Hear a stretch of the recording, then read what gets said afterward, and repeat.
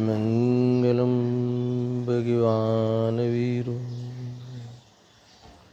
मंगलम गौतम गणी मंगलम कुंद कुंदार्य जैन धर्मोस्तु मंगलम सर्वमंगलमांगल्यं सर्वकल्याणकारकं प्रधानं सद्गुरुर्माणं जैनं जयतुं शासनं जैनं जयतुं शासनं नमस्मे साराय स्वानुभूत्या च काश्यते चित्से भावाय भावाय सर्वभावान्तरच्छिदिम् आत्मरूपयनुपमयदेवतु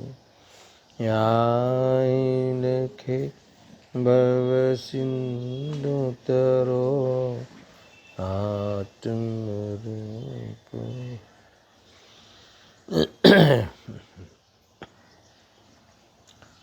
समय सार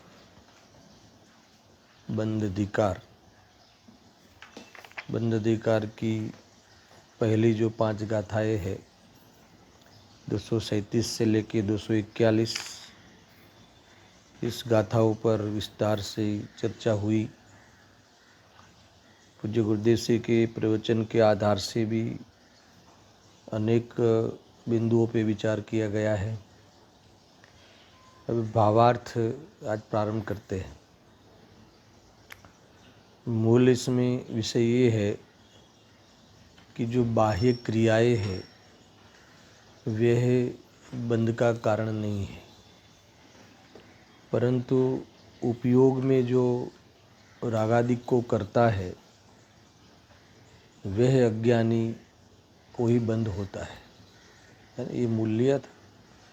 उपयोग में राग को करता है, यानी एकत्व करता हुआ राग की प्रवृत्ति उपयोग करता है। एकत्व करता हुआ राग की पूर्ति में वास्तव में जुड़ता है ज्ञान, यही अज्ञान है और ये अज्ञान बंध का कारण है। यहाँ आचार्य देव ने कहा ये परमार्थ कारण की चर्चा है। देखो अब भावार्थ में वहीं से प्रारंभ करते हैं नयों की ओर से। यहाँ निश्चय ने को प्रधान करके कथन है। अब क्या है निश्चय ने, उसकी परिभाषा भी बहुत ही अद्भुत दी है छोटी पंक्ति में कि जहाँ निर्बाध हेतु से सिद्धि होती है वही निश्चय है। निश्चय का भावासन कराया। पहले तो यहाँ कहते हैं कि इस गाथा में जो कारण बताया है बंध का वह निश्चय नय को प्रधान करके बताया है। तो दूसरा प्रश्न ये होता है कि वह निश्चय नय क्या है, वह निश्चय क्या है। तो यहाँ कहते हैं कि जो निर्बाध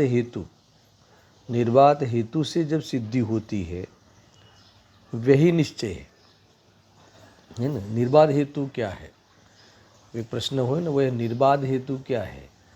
यानी ऐसा हेतु, कोई भी चीज़ की सिद्धि करने के लिए हेतु देते ना, तो ऐसा हेतु कि जो कभी खंडित न हो, कभी वह हेतु गलत या असत्य सिद्ध नहीं हो, ऐसा साबित नहीं हो, ऐसा हेतु निर्बाध हेतु है। यानी ऐसा हेतु उसके द्वारा निर्णय किया जाता है कि जो जिसमें कोई अपवाद नहीं।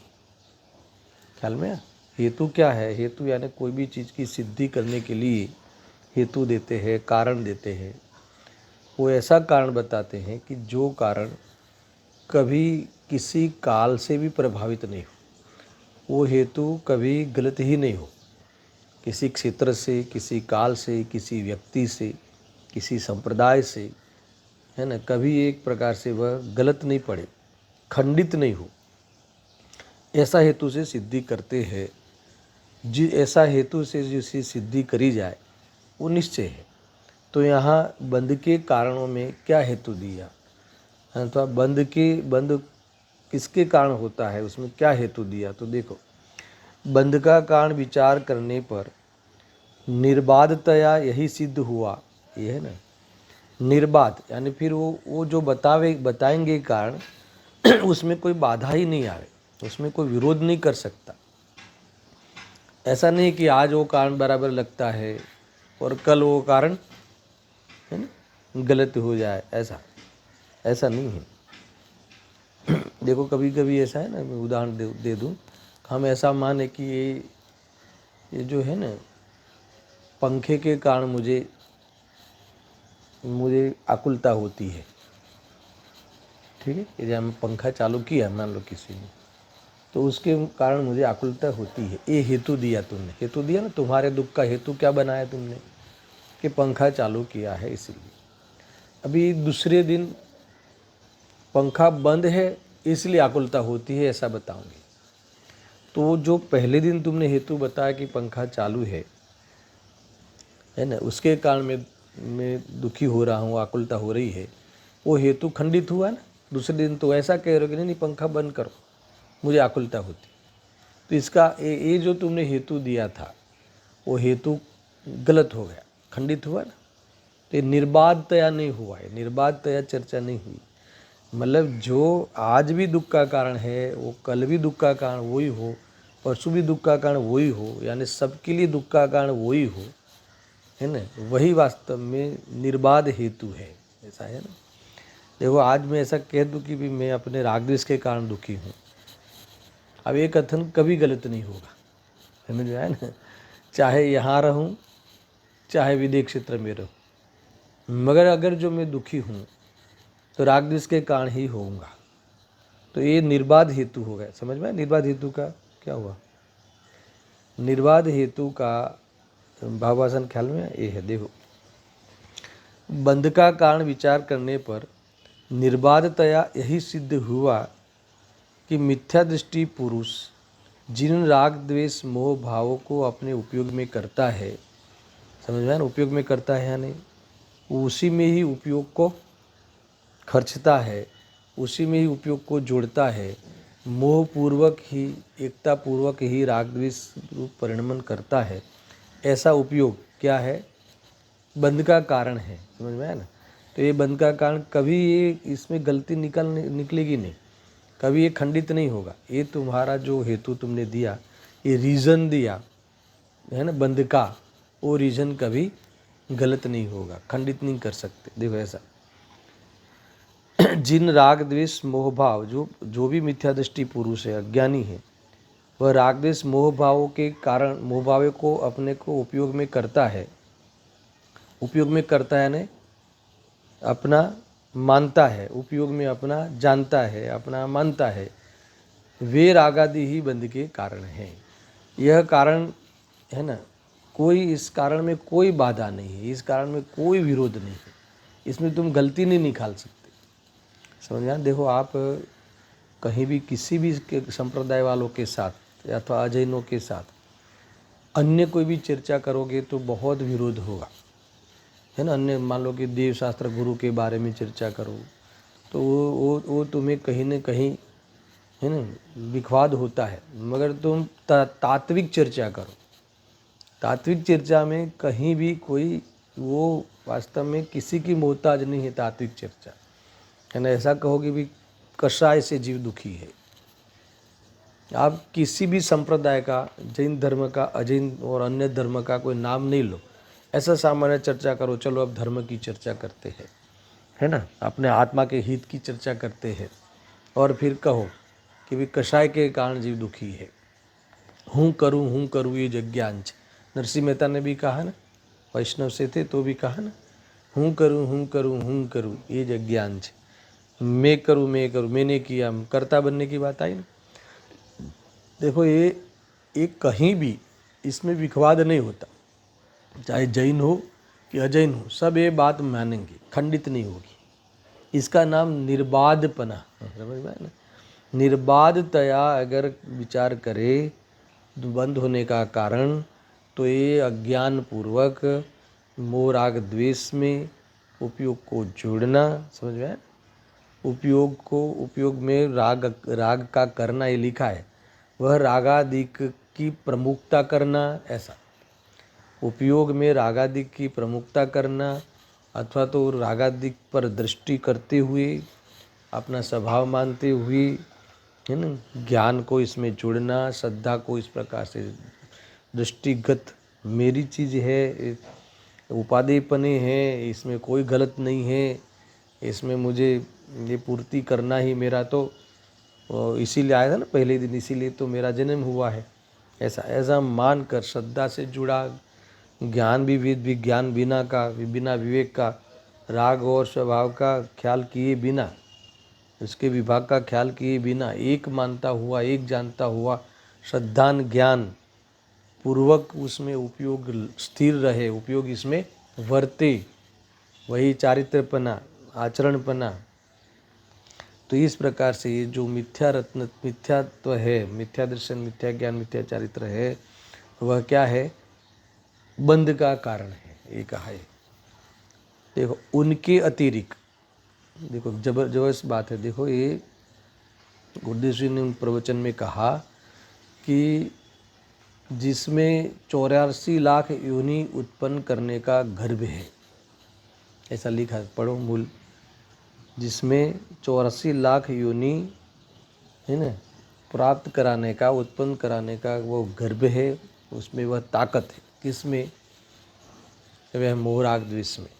वो ऐसा तत्व है ना, वो ऐसी तात्कालिक योग्यताएं है आत्मा की कि जिस योग्यता, वो भाव बीज है, मोहपूर्वक राग द्वेष करना, मोहपूर्वक शुभाशुभ भाव करना, वो सब भाव बीज है। और ऐसे भाव जो 84 लाख योनि, जितनी योनि है उस योनि में अनंत बार उत्पन्न हुआ, अनंत बार उत्पन्न होने की ताकत वाला ये बीज है ना, ऐसा गुरुदेव जी ने कहा। इसके अतिरिक्त जीव को भटकने का, रखड़ने का, परिभ्रमण करने का संसार का अन्य कोई कारण नहीं है ना।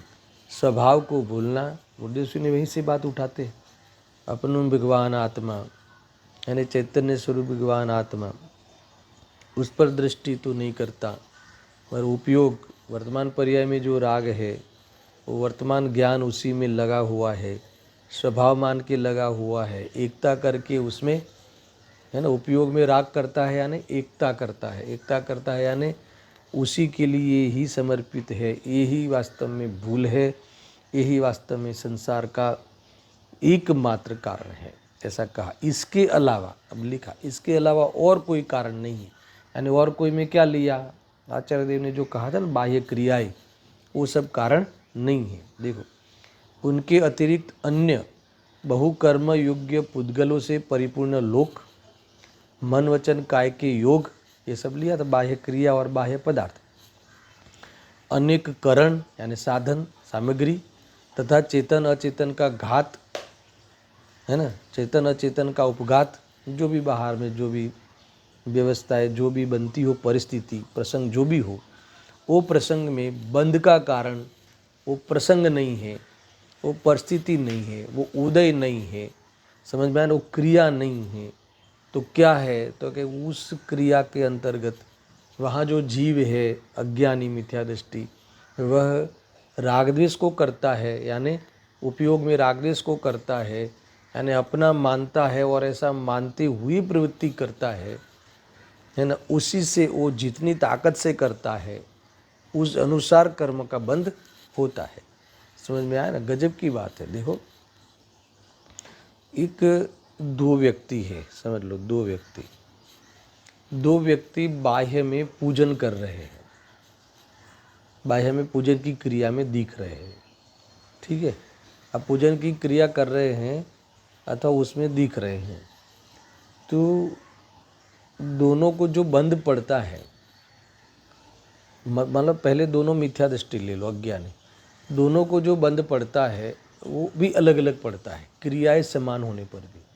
तो जैसी कषाय हो, तीव्र मंद, उस हिसाब से बंध पड़ता है। एक दूसरा, एक सम्यक दृष्टि हो और एक मिथ्या दृष्टि हो, तो सम्यक दृष्टि को अनंतानुबंधी बंध, है ना, अनंत संसार का बंध नहीं पड़ता।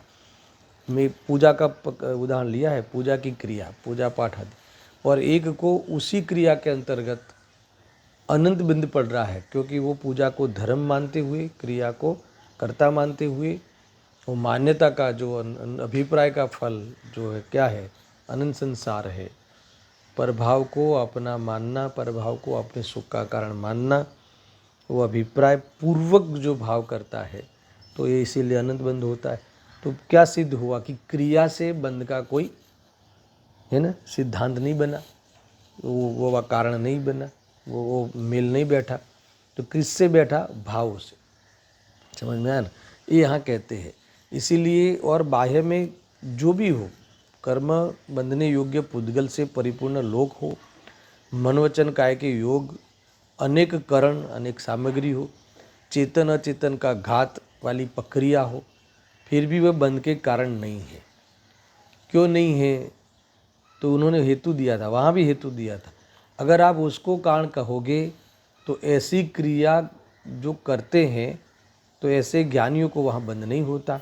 देखो ये लिखा है, यदि उनसे बंध होता हो, है ना, कर्म से भरा हुआ, ये लिखा, कर्म योग्य पुद्गलों से भरा हुआ जो लोक है, अगर कारण बनता हो बंध का, तो सिद्ध भगवान भी इसी लोक में रहते हैं।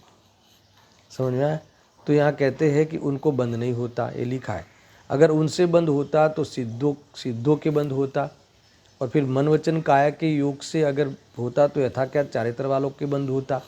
अगर बाह्य में कोई शरीर आदि या बाह्य में कोई समोषण आदि से बंध होता तो अरिहत भगवान को बंध होता। और अगर बाह्य में सिर्फ जीव मर जाने से ही बंध होता तो समिति पूर्वक चलने वाले मुनिराजों को पाप का बंध नहीं होता, तो फिर उनको भी बंध होता। तो ये सब है ना, बंध का प्रसंग आ जाएगा इनको, जबकि वहाँ बंध नहीं होता। तो यहाँ कहते हैं, सुनना, परंतु उनके तो बंध होता ही नहीं, इसलिए इन हेतुओं में, कौन से हेतुओं में? जो चार हेतु दिए ना, अगर कर्म से ठस वर्गना से भरा हुआ है लोक, इसलिए बंध होता है, कोई ऐसा कहे, है ना। कोई मन वचन काय की योग की प्रवृत्ति, बाह्य खाली प्रवृत्ति, अगर इसको बंध का कारण कहे, है ना, कोई बाह्य की सामग्री को बंध का कारण कहे, तो वो तो दोष आया। कौन सा दोष आया? उसमें इन कारणों में व्यभिचार का दोष आया।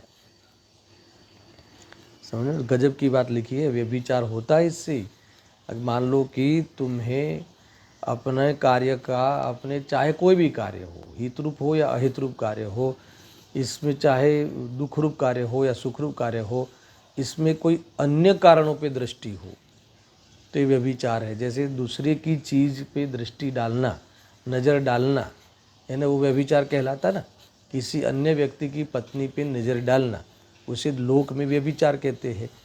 तो यहाँ कहते हैं कि इस प्रकार से किसी अन्य पदार्थ को, किसी अन्य क्रिया को अपने बंध का या अपने बंध के अभाव का, दोनों ले लो ना, कारण माने तो वो व्यभिचार का दोष आता है, अर्थात वो गलत ठहरता है। एक तो व्यभिचार का दोष है, दूसरा एक गलत ठहरता है, एक खंडित होता है, वो सिद्ध नहीं कर पाओगे।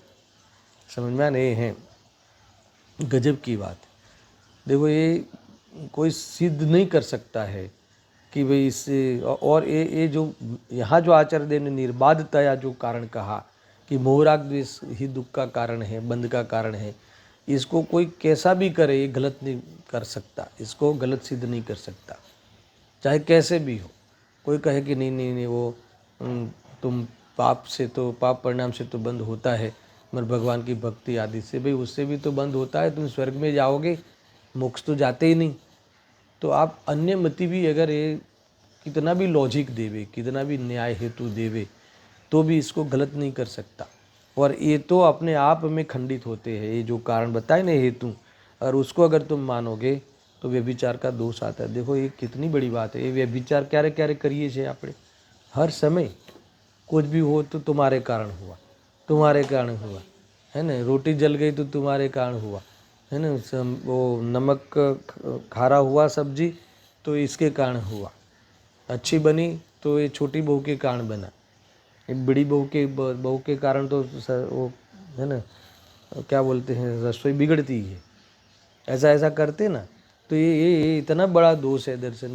देखो ये दूसरे के दूसरे को जवाबदार जिम्मेदार ठहराना किसी कार्य में और इस प्रकार से राग द्वेष करना, है ना, तुम्हारे कारण मुझे राग द्वेष आता है, तुम ऐसा करते हो इसलिए मुझे राग द्वेष आता है, तो तुम समझते नहीं ना, तुम्हारे में समझ नहीं है इसलिए राग द्वेष करते हो, वहाँ से क्यों नहीं सोचते। तुम वस्तु का बराबर यथार्थ निर्णय करो, सब द्रव्य की भिन्नता का यथार्थ निर्णय करो, तो राग द्वेष नहीं होगा।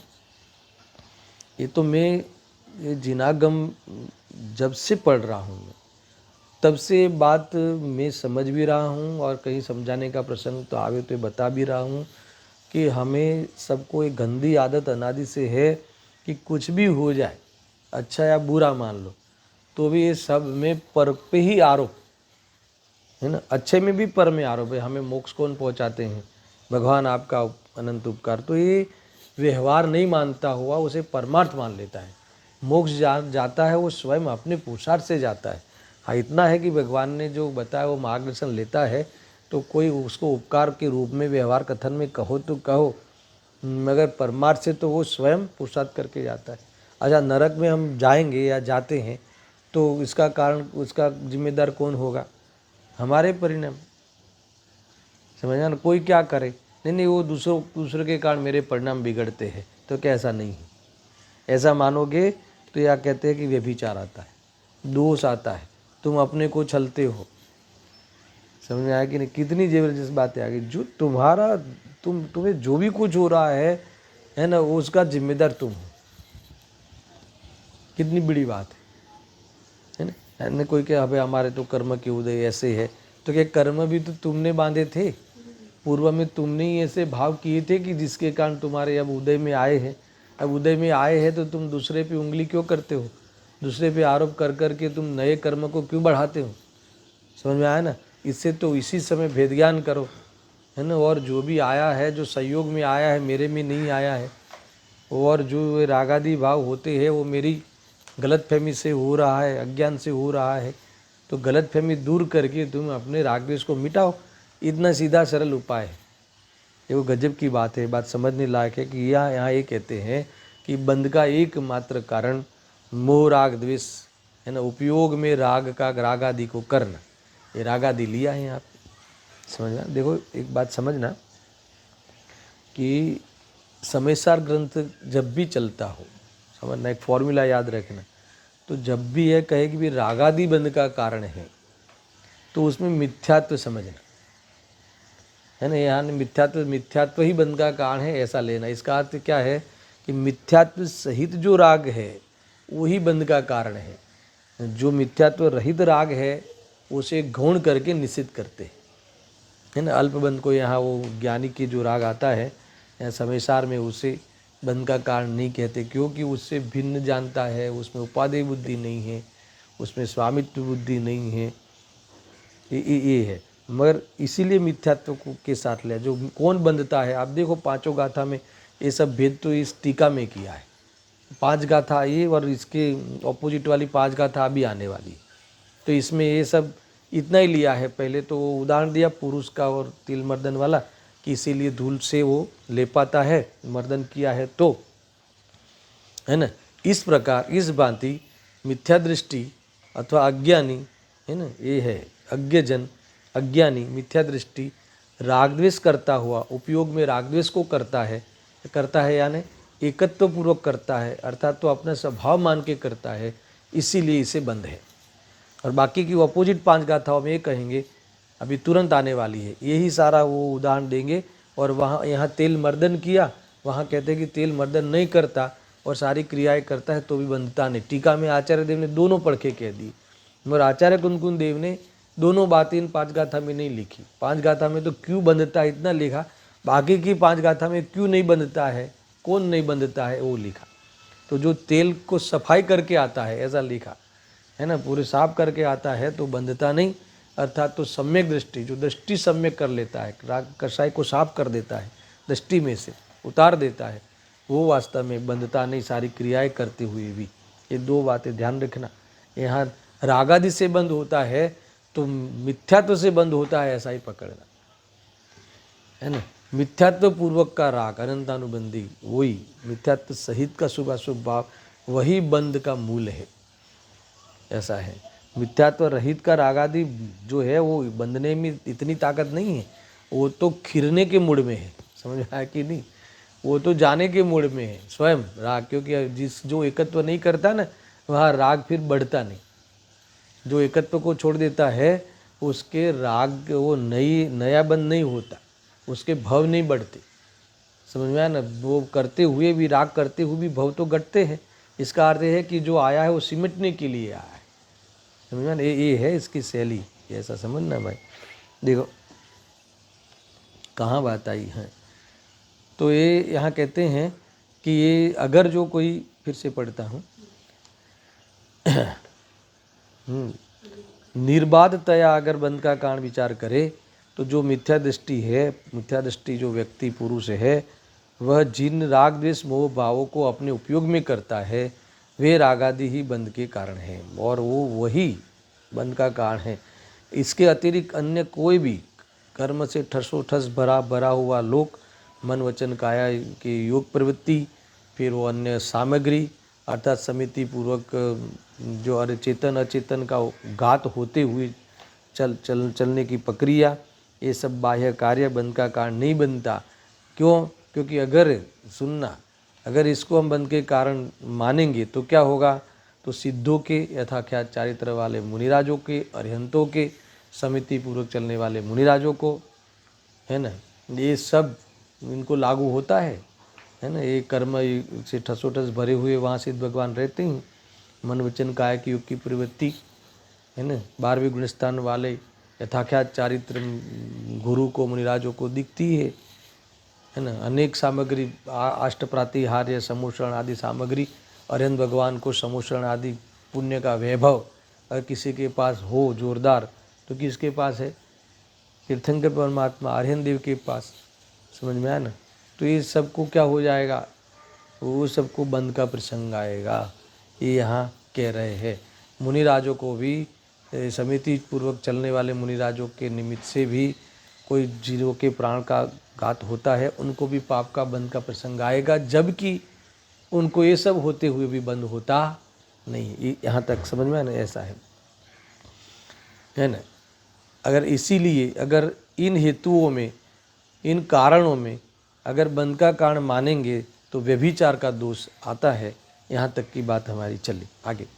इसीलिए यह निश्चय है कि बंध के कारण रागादिक ही है ना, यही सिद्धि होगी। ये बिना विघ्न के, ये बिना, ये खंडित होता ही नहीं, आप इसको काट नहीं सकते इस कथन को। ये सिद्धांत कथन कभी गलत नहीं होगा, है ना। यहाँ समिति रूप, यहाँ तक पूरा हुआ। अब थोड़ा नया विषय आता है, सुनना। जो 2.5 लिटी है ना, पैराग्राफ में दी अलग से, उस पर मैं विचार करता हूँ। देखो यहाँ समिति रूप प्रवृत्ति करने वाले मुनियों का नाम लिया गया है और अविरति देश विरत का नाम नहीं लिया गया है। इसका कारण यह है कि अविरत तथा देश विरत के बाह्य समिति रूप प्रवृत्ति नहीं होती, इसीलिए चारित्रमों संबंधी राग से किंचित बंध होता है। सुनना बराबर से, पूर्ण विराम नहीं है, अल्प विराम है। यहीं भी ये सिद्धि करना है कि इनको बंध नहीं होता। मगर यहाँ जो ये कहा ना कि जो सचित और अचित, उसका जो घात करे तो भी बंध नहीं होता। किनके नहीं होता, वो मुनिराजों का। क्यों नहीं होता? क्योंकि वो समिति पूर्वक चलते हैं, समझ में आया ना। प्रमाद रहित प्रवृत्ति है, जो भूमि शोधन करके चलते हैं, उनको ऐसा राग ही नहीं है। सुनना बराबर से, देखो राग ही प्रमाद है, उनको ऐसा राग ही नहीं है, ऐसी कोई जल्दबाजी ही नहीं है कि मुझे दुकान की तो जल्दबाजी है ही नहीं, उनको जल्दबाजी क्या प्रवृत्ति नहीं है। पर उनके जीवन में जो कार्य होवे, उनके जीवन में दिन में एक बार आहार का परिणाम आवे, उनके जीवन में जो वंदना आदि करने का, भगवान के मंदिर आदि जन करने का, पर्वत की वंदना करने का भाव आवे, तो अगर वो प्रवृत्ति पाई जाए, उसमें भी वो राग में ये ताकत नहीं है ना। राग इतना तीव्र नहीं है वो राग भी कि किसी भी कीमत पे चले जाए, किसी भी कीमत, यानी कोई जीव की हानि होती हो, कोई जीव को दुख पहुंचता हो उस कार्य में, तो भी करे, ऐसा परिणाम उनको नहीं होता, उस कीमत पे नहीं करते। इसीलिए इनको यहाँ उदाहरण में लिया है। तो यहाँ ये भावात्कार ने कहा, सुनना, यहाँ जानबूझकर इस उदाहरण में सुनना, किसको नहीं लिया है? चतुर्थ गुणस्थान वाले अवृत्ति सम्यक दृष्टि को, और किसको लिया है? पंचम गुणस्थान अवृत्ति। देखो ये लिखा है ना, अविरति तथा देशविरत श्रावक, वो दोनों को नहीं लिया। क्यों? क्योंकि इनके जीवन में किंचित वो दिखता है ना, तो इनको बंद होता है, क्योंकि वो उनके जीवन में वो प्रमाद वाली चीज़ यानी वो राग इतना बढ़ जाए, है ना। देखो चौथे गुणस्थान में तो स्थूल पाप भी छूटे नहीं है, पाप में उपादेय बुद्धि छूट गई है पाप पुण्य में, और स्थूल पाप का भी अभी ये अभाव नहीं हुआ है। ये देखो वो नीति न्याय वाला पाप है, अनीति अन्याय वाला पाप ज्ञानियों को नहीं होता, और जो ज्ञानी अथवा तो आराधना करते हैं ज्ञानी बनने के लिए, उनके जीवन में भी नहीं होता। ध्यान रखना, ये बात समझ में लेना है। अभी इसके बहुत कुछ चर्चा हो सकती है, मगर तुम इतना समझ लेना मोटा मोटा, समझ में आए। देखो ऐसा नहीं है कि इनको कमाने का भाव चला गया हो, है ना, 6 खंड जीतने तक का भाव आता है, फिर भी वो देखो अनंतानुबंधी बंद नहीं है एक, फिर भी जैसे मुनिराजों को बंद का अभाव है, ऐसा बंद का अभाव इनको नहीं है। इसलिए बंद तो है, ये तो किंचित बंद का है। देखो क्योंकि बाह्य समिति रूप प्रवृत्ति नहीं होती, इसलिए चारित्र मोह संबंधी राग से किंचित बंद होता है ना। उनको भी चारित्र मोह की एक चौकड़ी है, मगर इनको इस प्रकार के पाप बंद नहीं होता मुनिराजों को, क्योंकि उस संचलन कषाय के तीव्र उदय में वह वास्तव में उनको संयम का भाव आता है, संयम रूप प्रवृत्ति का, असंयम रूप प्रवृत्ति का भाव नहीं आता। और इसके नीचे की जो कषाय होती है उसमें असंयम का भाव बनता है, भले सुख बुद्धि चली गई हो, इसलिए इनको यहाँ नहीं लिया। इसीलिए सर्वथा बंद के अभाव की अपेक्षा से उनका नाम नहीं लिया। अब सुनना, वैसे अंतरंग की अपेक्षा से तो ये क्या, अंतरंग यानी अभिप्राय की अपेक्षा से तो, दृष्टि की अपेक्षा से तो उन्हें भी निर्बंध ही जानना चाहिए, इनको भी बंद नहीं है यार। वास्तव में समय सार तो इसीलिए ही आया है कि वहाँ एक ज्ञानी को बंद नहीं है। किसको? सम्यक दृष्टि को बंद नहीं है। सम्यक दृष्टि शब्द लिया है। देखो निजराधिकार आपको अब बहुत गाला, बहुत अंतर पड़ गया ना, 1 साल के बाद ये बंद चालू हुआ ना, मगर हमने निजराधिकार में एक भावार्थ में आया था किसी गाथा के, इसमें ही लिखा, अभी इधर भी आने वाला है कि मिथ्या दृष्टि को बंद होता है, सम्यक दृष्टि को बंद नहीं होता। अभी भी वही चल रहा है, अभी आने वाली 5 गाथा में यही। तो वहाँ एक प्रसंग आया कि सम्यक दृष्टि में किसको लेना, क्योंकि चतुर्थ गुणस्थान से लेकर, सुनना प्रश्न क्या, विषय क्या चल रहा था कि सम्यक दृष्टि को बंद नहीं होता, तो सम्यक दृष्टि में किसको लेना, क्योंकि चतुर्थ गुणस्थान से लेकर सिद्धों तक के सारे ज्ञानी जीव सम्यक दृष्टि होते हैं। वहाँ प्रश्न उठा है, क्योंकि सम्यक दृष्टि में किसको लेना है यहाँ, जिसको आप कह रहे हो कि बंद नहीं होता। तो देखो जे शुद्धोपयोग में है उनको, जो 7वें गुणस्थान जो शुद्धोपयोग में है उनको तो अबुद्धिपूर्वक का राग है, तो उतना अल्पबंद होता है, सुनना। मगर बुद्धिपूर्वक का राग वैसे है ही नहीं, तो इसीलिए उनको तो बंद नहीं होता। श्रेणियों में बंद इस प्रकार से नहीं होता, फिर श्रेणी का जो पूर्ण फल आता है 11वें 12वें में तो बंद ही नहीं होता, अरिहंत को बंद नहीं होता, सिद्धों को बंद नहीं होता।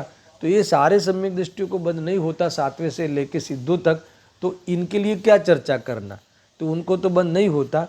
मगर यहाँ सम्यक दृष्टि को बंद नहीं होता, उनमें इनको लेना है कि जो सम्यक दृष्टि होते हुए भी, सुनना, बंद का प्रसंग है। तो बंद का प्रसंग किन किन को है? 4थे गुणस्थान वाले अविरति को, 5वें गुणस्थान वाले देश विरत को, और 6ठी गुणस्थान वाले मुनिराज को, है ना। ये 3 जो गुणस्थान है, 4था 5वां 6ठा, उसमें वर्तते हुए सम्यक दृष्टि जो जीव है, इनको बंद का प्रसंग है। जैसे आचार्य देव ये प्रवचन सार समय सार लिखने की प्रवृत्ति में जुड़े, है ना, उसमें उपयोग जुड़ा तो उस समय बंद होता है। वो शुद्धोपयोग में चले गए तो ये बंद नहीं होता इनको, फिर है ना, वो अबुद्धिपूर्वक आप गौण कर दो। और जिनको शुद्धोपयोग की पूर्णता हो गई 12वें आदि में तो बंद ही नहीं है, तो उन वो सम्यक दृष्टियों की क्या चर्चा करें। यहाँ तो कहते हैं कि जिनके बंद का प्रसंग है वो उनको भी बंद नहीं होता। तो उनको कौन सा बंद नहीं होता? तो अनंतानुबंधी का बंद नहीं होता। यहाँ इसी को ही लेना है, मुख्य रूप से ही लेना है। देखो आया ख्याल में, ये बात को ध्यान रखना तुम खास। हाँ, इसीलिए सर्वथा बंध के अभाव की अपेक्षा से उनका नाम नहीं लिया। वैसे अतरंग की अपेक्षा से तो उन्हें भी निर्बंध ही जानना चाहिए और खरे करते उदाहरण में ये लिया है।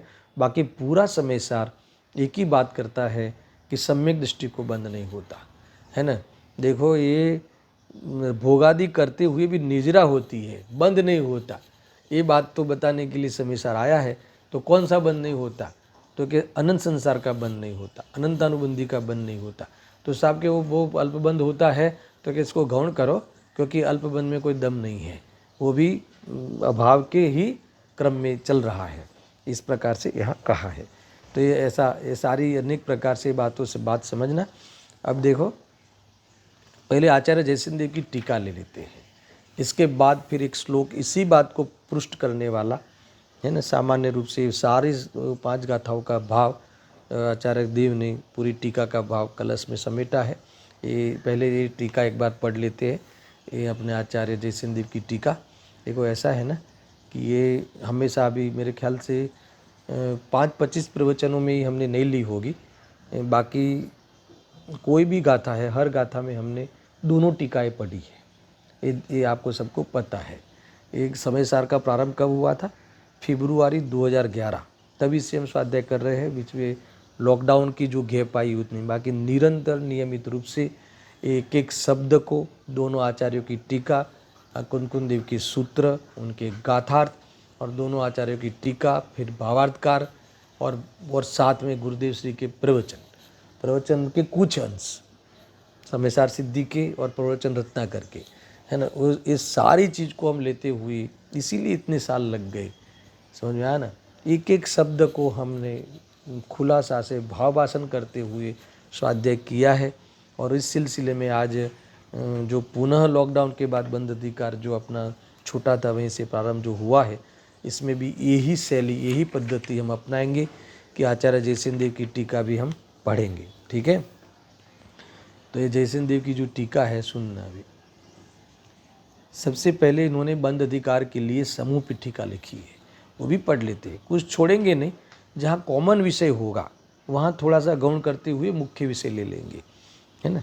जैसे अभी ये 5 गाथा दूसरी 5 आने वाली है, उसमें इसमें आचार्य अमरचंद्र देव ने दोनों एंगल ले लिए हैं।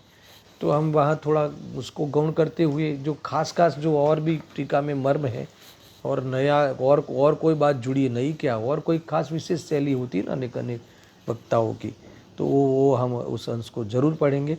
तो अभी पहले समूह पीठिका, यहाँ कहते हैं कि टोटल 56 गाथा है ये बंद अधिकार की, तो 8 अंतर अधिकार में विभाजित किया है ना। इस प्रकार से इनका यही शैली है। ये सारी 56 गाथाओं को 8 अंतर अधिकार में इन्होंने विभाजित करके उस अधिकार वाली ग्रुप की गाथाओं का क्या विषय है, वो विषय वस्तु का यहाँ हमें बोध कराते हैं। ये चर्चा यहाँ की है। तो हर जो सारी गाथाएं है, तो उस गाथा पूरा एक साथ में बंद अधिकार का आपको विषय वस्तु एक बार टच हो जाएगा, है ना। इसीलिए अपने लिए उपयोगी भी है।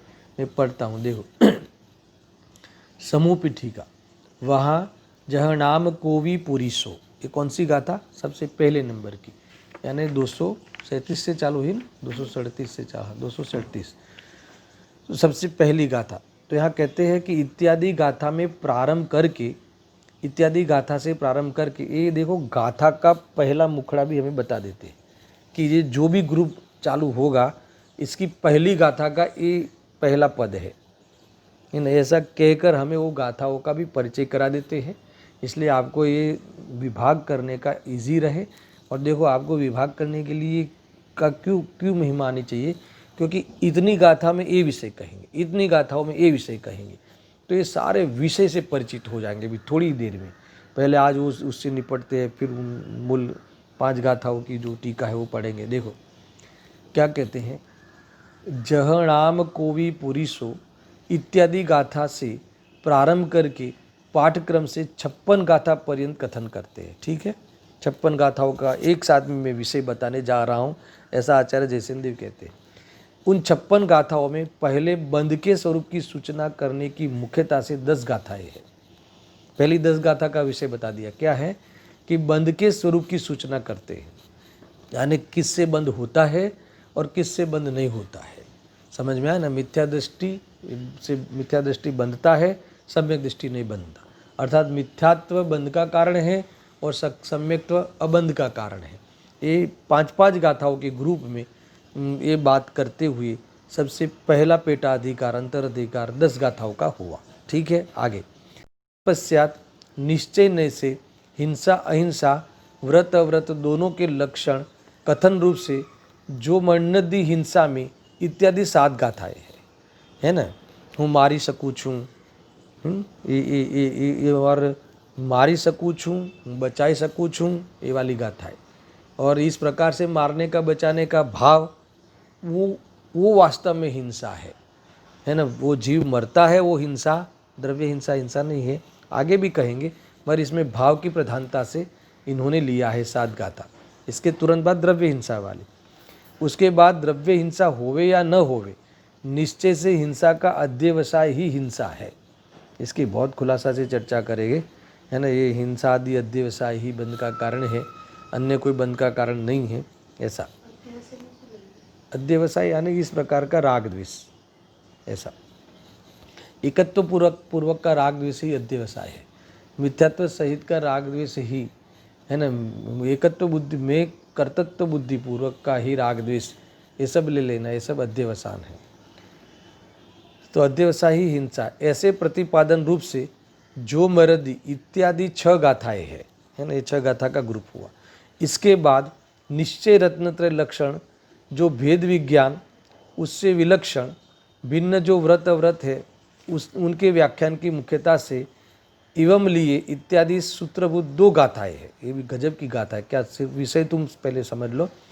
इसके बाद निश्चय रत्नत्रय लक्षण जो भेद विज्ञान, यानी भेद विज्ञान, ये आचार्य जयसिंह देव की टीका में भेद विज्ञान का लक्षण क्या है, तो क्या निश्चय रत्नत्रय प्रकट करना वही भेद विज्ञान का लक्षण है ना। भेद विज्ञान देखो, हम सिर्फ ज्ञान तक सीमित कर देते ना, ज्ञान वो आगम ज्ञान से जाना कि ये जुदा ऐसा नहीं।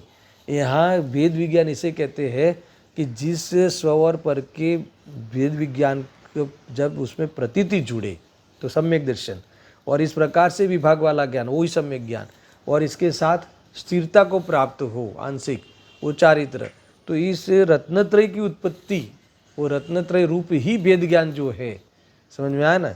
ये इसी को ही हम वास्तव में लक्षण कहते हैं, भेद ज्ञान, सच्चा भेद ज्ञान उसी कहते हैं। ये बातें बताई है। और ये मगर देखो फिर भी वो कथा यहाँ नहीं, उससे विलक्षण, इससे विपरीत भिन्न जो व्रत अव्रत है, समझ में आया। व्रत अव्रत दोनों ले लिया, जो व्रत और अव्रत दोनों, इससे भिन्न उपादेय बुद्धि पूर्वक का व्रत अथवा उपादेय बुद्धि पूर्वक का अव्रत यानी असंयम, ये सब बंध का कारण है। यहाँ तो ये बताना है, बहुत बढ़िया शैली है।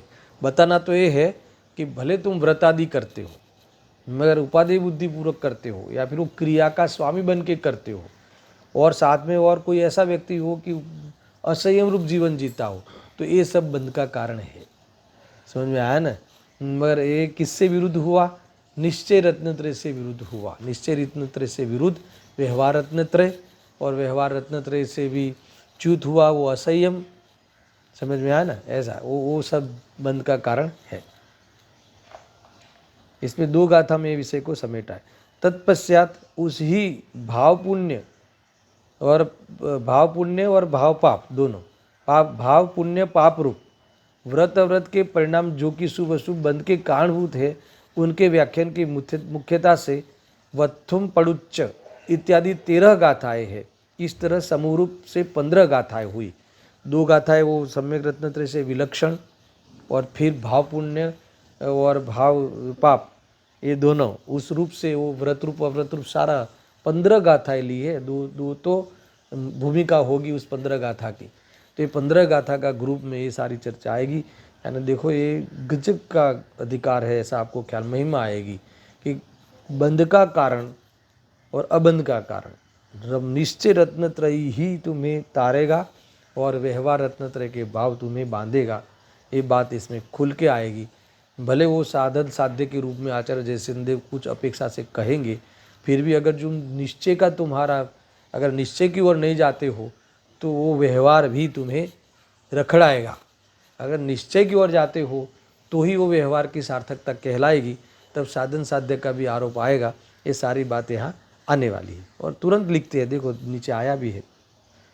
उसके बाद अब पैराग्राफ करके और लिखा, इसका अर्थ की और जो ग्रुप बताने वाले हैं उसमें विशेष बात अभी आ रही है। उसके बाद निश्चय में रहकर व्यवहार का निषेध किया जाता है। इस कथन रूप से एवं व्यवहारणो इत्यादि 6 गाथा सूत्र है। ये मूल बात आई। देखो अब यहाँ नय के प्रयोग की विधि यानी नय की चर्चा की है। इसके बाद हर जगह पे ये बात स्टाइल आई है समय सार में। जैसे 6ठी और 7वीं गाथा में पूरा आत्मा बता दिया, पूरा आत्मा आंवले की तरह हाथ में दे दिया। फिर भी अगर तुम्हें समझ में नहीं आता हो तो 8वीं गाथा से उसको देखने के लिए जो आगम चक्षु चाहिए, उसको समझने के लिए जो विद्या चाहिए है ना, तो अथवा तो उसके नय का प्रयोग चाहिए, तो वहाँ फिर 8वीं गाथा, 9वीं 10वीं 11वीं वो नए वाली गाथाएँ आ गई है ना। वहाँ नयों का प्रयोग करने का, क्यों नहीं करना और करना तो क्यों करना और कब नहीं करना, कब नयातिक्रांत, सारी बातें आ जाती है आई ना। और हमने तो वहाँ नए का पूरा चैप्टर लिया हुआ है उस समय, मुझे याद है, कई साल हो गए, आपको याद हो तो इस प्रकार से यहाँ वापस कई जगह पे स्टाइल है। 17वीं 18वीं गाथा की 25वीं गाथा के बाद जो नए विभाग अनभिज्ञोसी, 144वीं गाथा नयातिक्रांत, तो ये सारी जगह पे नयों की चर्चा आचार्य देव करते हुए आए हैं। क्योंकि ये समझ में नहीं आवे तो ये बंद का कारण अभी देखो क्यों, क्योंकि यहाँ निश्चय प्रधान शैली से कहा है ना, तो इसलिए बताते हैं। इसके बाद निश्चय में रहकर व्यवहार का निषेध किया जाता है। क्या अर्थ है इसका? ये बहुत बड़ी बात है। देखो ऐसा है कि अगर निश्चय को धारण करे नहीं, सुनना, तुम्हें निश्चय में रहकर व्यवहार का निषेध करने वाली बात बहुत ही पवित्र बात है और बहुत ही ऊंची सैद्धांतिक बात है। क्या अर्थ है इसका? कि अगर निश्चय को धारण करे नहीं और व्यवहार को छोड़ देवे तो व्यवहाराभास उत्पन्न हो जाएगा। समझ में आया? और कहते हैं कि मात्र व्यवहार को ही निश्चय मान के धारण करे तो व्यवहाराभासी हो जाएगा। देखो ये बात समझने जैसी है, कैसे छोड़ा जाता है। जो व्यवहार नहीं किसे कहते हैं, परमार्थ को प्रेरे इन्हें व्यवहार है ना, ये है। अगर और एक प्रकार से व्यवहार परमार्थ का प्रतिपादक है, यानी व्यवहार प्रतिपादक है और परमार्थ अर्थात निश्चय उसका प्रतिपाद्य है। ख्याल में आए? और निश्चय नहीं निषेधक है, और किसका निषेध? व्यवहार उसका निषिध्य है। ये दोनों की संधि ख्याल में आनी चाहिए। यानी ये कह रहे हैं कि अगर जो व्यवहार के जब व्यवहार का सामर्थ्य, व्यवहार का प्रयोजन किस में है? व्यवहार निश्चय का प्रतिपादक है। जो हम निश्चय नहीं देखे, व्यवहार सुनकर, व्यवहार करके, तो व्यवहार नहीं रहा, तो व्यवहार नहीं है, वो मिथ्यात्व है। क्योंकि वो व्यवहार का प्रयोजन भी तुमने नहीं साधा। ये सुनना समझना, इससे तो निश्चय को देखना था, उसकी दृष्टि करना था, उसकी प्रेरणा के लिए था। मगर तुम प्रेरित नहीं हुए परमार्थ से, तो तुम्हारा व्यवहार गलत है। और यहाँ व्यवहार को कब छोड़ना? तो कि तुम ये है ना, निश्चय नए व्यवहार निषेधक है। किसका? व्यवहार का। तुम स्वरूप में रहो तो व्यवहार का अभाव ऑटोमेटिक हो जाता है। समझ में आया? मैं कई बार बताता हूँ, सुनो बात निकली है। तो जो पाप है ना, पाप परिणाम का त्याग तो नियम कर करके किया जाता है कि रात्रि भोजन का त्याग है ना, अभक्ष भोजन का त्याग है, तो नियम करके किया जाता है। पर पुण्य का जो अभाव करना है ना, उसका त्याग कैसे करोगे? 3 बार मंदिर जाते हो तो अब 2 बार जाऊंगा कल से, ऐसा नियम लेते हो क्या? नहीं। तो जब स्वरूप में रहते हो तो मंदिर जाने का भाव ही नहीं आता, उस प्रकार से उसका त्याग किया जाता है। इसका नाम निश्चय में रहकर व्यवहार का त्याग किया जाता है। निश्चय में तो जाओ नहीं और व्यवहार है कह के फिर कहाँ जाओगे? ये बात है। तो ये भूल हो जाती है। मूल बात ये लेना है। देखो ऐसा है ना कि जो 6वां गुणस्थान है, तो 6वें गुणस्थान का जो व्यवहार है वो 7वें में जाके फिर उसको छोड़ा जाता है। लिखा है कि 6वें गुणस्थान का व्यवहार 7वें में जाके या शुद्धोपयोग में जाके वो व्यवहार का त्याग होता है। समझ में आया कि नहीं? 6ठे से नीचे जाके नहीं, पाप में जाके 6वें का व्यवहार नहीं छोड़ना है, तो भ्रष्ट हो जाएगा। समझ में आया? और व्यवहार छोड़े ही नहीं, 6वें में ही रहे, तो मुनि नहीं है वो 6वां ही नहीं है। है ना। जब छठवां सातवां अंतर मुहूर्त में चलना है, शुद्धोपयोग में नहीं जावे तो व्यवहार किस काम का। जब शुद्धोपयोग में जावे तब उपचार से इसको कारण कहेंगे, और उसका त्याग को भी कारण कहते हैं। और पूर्व में वो इसी को साधन रूप में भी इसलिए कहते हैं कि उसमें समझने की सब बातें होती है। बाकी साधन तो परमार्थ ही सच्चा, शुद्धात्मा का आश्रय ही सच्चा साधन है। ये सारी बातें इस 5 गाथाओं में, 6 गाथाओं में जाके विशेष करेंगे। अभी मैं ये जो विभाग वाली बात समाप्त करता हूँ। इसके बाद राग द्वेष रहित ज्ञानियों के प्रासुक अन्नपान आदि आहार बंध का कारण नहीं होता है। इस प्रकार पिंड शुद्धि के कथन रूप से आधा कम्मा दिया इत्यादि 4 गाथा सूत्र है ना। ये पिंड शुद्धि आदि की बात आएगी। ये कौन सा आधा कम्मा, यानी ये पाप के भाव, पाप के कर्म कौन से, ये सारी चर्चा आगे आने वाली। तत्पश्चात क्रोधादि कषाय कर्मबंध की निमित्त होती है, ये एक बात कही। और उनके चेतन अचेतन बाह्य द्रव्य निमित्त होता है, ऐसे प्रतिपादन रूप से जह फलिड़ मणि ही विशुद्धो, है ना, इत्यादि 5 गाथा सूत्र है। यानी ये फिर बाद में उपचार से तुम बाह्य कार्य को कहो तो कहो, मगर जब तुम्हारे राग द्वेष हो तभी वो बंध के कारण में, वही मूल मुख्य रूप से बंध के कारण है ना, निमित्त कारण में कर्म बंध के। और बाह्य क्रियाएं तो फिर उपचार का उपचार है, ऐसा भी आएगा। इसके बाद अप्रतिक्रमण और अप्रत्याख्यान बंध के कारण है। ये बहुत गजब का ये है, अप्रत्याख्यान और अप्रतिक्रमण आदि इसकी जो गाथाएं है, इसकी 3 भूमि वाली चर्चा इसमें आने वाली है। परंतु शुद्धात्मा बंध का निमित्त नहीं होता है। इस प्रकार कथन की मुख्यता से अपरिकम्मणम इत्यादि 3 गाथाएं हैं। और इस प्रकार समुदाय रूप से 56 गाथाओं द्वारा 8 अंतर अधिकारों द्वारा बंध अधिकार में समूह रूप भूमिका पूर्ण हुई। अब उसका विस्तार इस प्रकार है, यानी इस प्रकार से अब गाथाओं का प्रारंभ करते हैं। तो ये जो 5 गाथाएं, भावार्थ समाप्त हुआ, आचार्य अमृतचंद्र देव की टीका समाप्त हुई, और आचार्य जयसिंह देव की टीका का प्रारंभ हम कल करेंगे। उन 5 गाथाओं के संबंध में क्या खास बात आई है ना। मूल जो टीका में बात आई है वो तो उन्होंने शामिल की ही है, कही भी है।